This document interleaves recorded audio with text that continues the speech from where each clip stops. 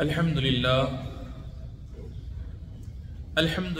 رب العالمين وأشهد أن لا إله إلا الله الملك الحق المبين وأشهد أن سيدنا ونبينا محمدا عبده ورسوله خاتم المرسلين صلى الله عليه وسلم وعلى آله وصحبه والتابعين أما بعد فأوصيكم عباد الله ونفسي بتقوى الله يا أيها الذين آمنوا اتقوا الله وآمنوا برسوله يؤتكم كفلين من رحمته ويجعل لكم نورا تمشون به ويغفر لكم صدق الله العظيم۔ رفیقان ملت اسلامیہ، میرے نمازی بھائیوں، آج ہمارے خطبے کا موضوع ہے نبی کریم صلی اللہ علیہ وسلم کی ہجرت مدینہ کے دینی و اخلاقی فوائد و برکات۔ عزیزان گرامی قدر، نیا ہجری سال بہت جلد آنے والا ہے۔ آپ حضرات کو نئے اسلامی سال کی مبارکباد پیش کرتا ہوں۔ بلا شبہ نبی کریم صلی اللہ علیہ وسلم کی ہجرت ایک ایمانی اور روحانی ہجرت ہے۔ مکہ مکرمہ سے مدینہ منورہ تک کا یہ سفر وحی الہی کا ثمرہ ہے۔ ہجرت نبوی صلی اللہ علیہ وسلم کے بے شمار دینی و اخلاقی فوائد اور برکات ہیں۔ اس میں سیرت نبوی صلی اللہ علیہ وسلم بھی ہے، اسلامی تاریخ بھی ہے اور اخلاقی حسنہ کا سبق بھی ہے۔ یہ اقدار و کردار کا مدرسہ اور سکون و اطمینان کا ذریعہ ہے۔ ہجرت نبوی صلی اللہ علیہ وسلم سے ہمیں صبر اور محنت کا سبق ملتا ہے۔ اسی طرح روشن مستقبل اور خوب سے خوب تر کی تلاش کا حوصلہ ملتا ہے۔ نبوت ملنے کے بعد نبی کریم صلی اللہ علیہ وسلم نے 13 سال تک مکہ مکرمہ میں قیام فرمایا اور تمام رکاوٹوں کے باوجود پیغام توحید و رسالت پہنچایا۔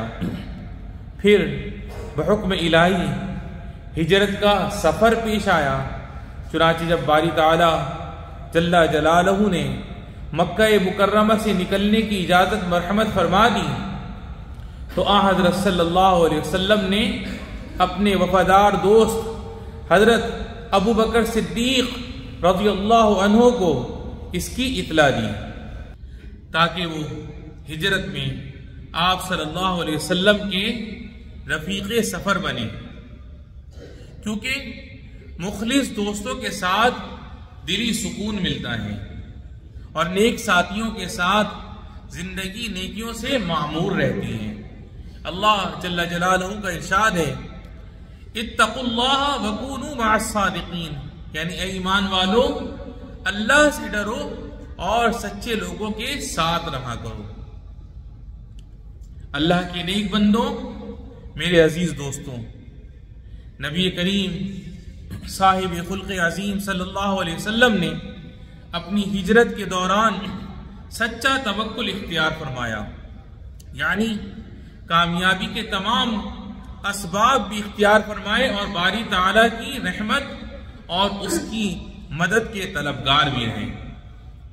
چنانچہ جب حضرت ابو بکر صدیق رضی اللہ عنہ نے یہ بات محسوس کی کہ دشمنوں نے ہمیں گھیر لیا ہے اور انہوں نے گھبراہٹ میں نبی کریم صلی اللہ علیہ وسلم سے عرض کیا، اگر ان میں سے کوئی بھی اپنے قدموں کی طرف نگاہ ڈالے گا تو وہ ہمیں ضرور دیکھ لے گا۔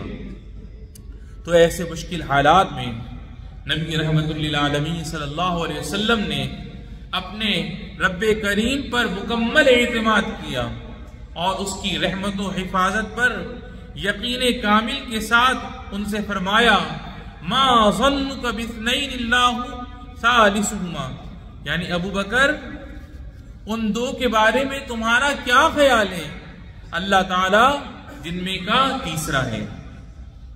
آپ صلی اللہ علیہ وسلم نے اپنے اس فرمان میں ہمیں تعلیم دی ہے کہ مومن بندہ اللہ ہی پر بھروسہ کرتا ہے، اسی سے مدد مانگتا ہے، اور اپنے مقصد میں جس محنت اور سبب کی ضرورت ہوتی ہے وہ اسے بھی اختیار کرتا ہے، پھر نیک فعلی سے کام لیتا ہے اور رحمت الہی کا امیدوار رہتا ہے۔ ہجرت کے تقاضوں پر عمل کرنے والوں، ہجرت سے قبل رسول اکرم صلی اللہ علیہ وسلم کا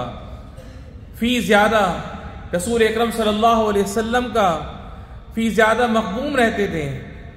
آپ پر مکہ مکرمہ کی جدائی کا بہت اثر تھا، چنانچہ آپ صلی اللہ علیہ وسلم نے انتہائی جذباتی انداز میں اس کو مخاطب فرمایا اور وطن دوستی کی پاکیزہ مثال پیش کرتے ہوئے مکے سے فرمایا، لولا ان اہلکی اخرجونی منکی ما خرجتو، یعنی اگر تیرے باشندے مجھے تجھ سے نہ نکالتے تو میں ہرگز نہ نکلتا۔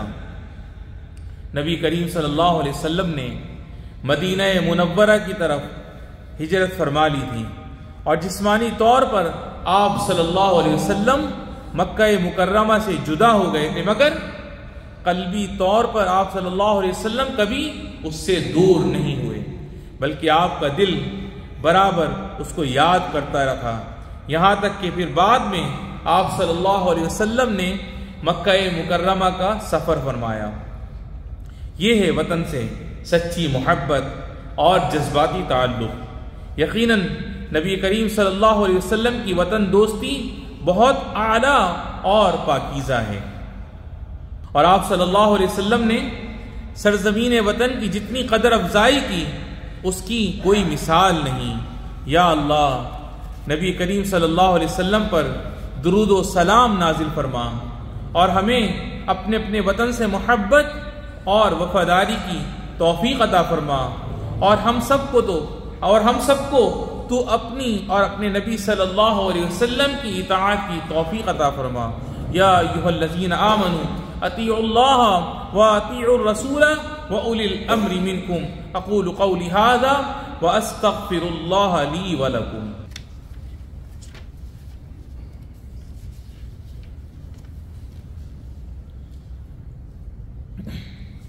الحمد للہ حق حمدی والصلاة والسلام علی سیدنا محمد نبیہ وعبدہ وعلی آلہ وصحبہ ومن اقتدى بہدیہ۔ نبی رحمت للعالمین صلی اللہ علیہ وسلم سے محبت و عقیدت رکھنے والوں، ہم سب کو ہجرت نبوی صلی اللہ علیہ وسلم کے معانی اور تقاضوں پر عمل کرنا چاہیے۔ ہجرت کا لغوی معنی ہے چھوڑ دینا، لہذا ہمیں گناہ اور معصیت چھوڑ دینی چاہیے، اور تمام برائی اور نافرمانی ترک کر دینی چاہیے۔ خدا عز و جل کا فرمان ہے وَالرُّجْزَ فَاہْجُرْ، اور گندگی اور بتوں سے آپ حسب سابق کنارہ کش رہیے۔ اسی لیے سرور کونین صلی اللہ علیہ وسلم سے جب دریافت کیا گیا کہ کون سی ہجرت سب سے افضل ہے، تو حضرت صلی اللہ علیہ وسلم نے ارشاد فرمایا ان تہجر ما کریہ ربک عز و جل، یعنی تم ان تمام چیزوں اور کاموں کو چھوڑ دو جو تمہارے رب عز و جل کو ناپسند ہیں۔ اللہ رب العالمین ہمیں ایسے برے افعال اور تمام کاموں سے محفوظ فرمائے جو اللہ اور اس کے رسول کی ناراضگی کا باعث ہوں۔ ہمیں ہمارے والدین، بہن، بھائی، بیوی، بچوں کو رب العالمین صحت و سلامتی اور عافیت والی زندگی عطا فرما، اور جن کے والدین یا بہن بھائیوں میں سے جو بھی تیری بارگاہ میں چلے گئے رب العالمین ان سب کی بے حساب بخشش و مغفرت فرما۔ اللہم صلی وسلم وبارک علی سیدنا و نبینا محمد وعلی آلہ وصحبہ اجمعین، وارض اللہم عن الخلفاء الراشدین وعن سائر الصحابة الاکرمین۔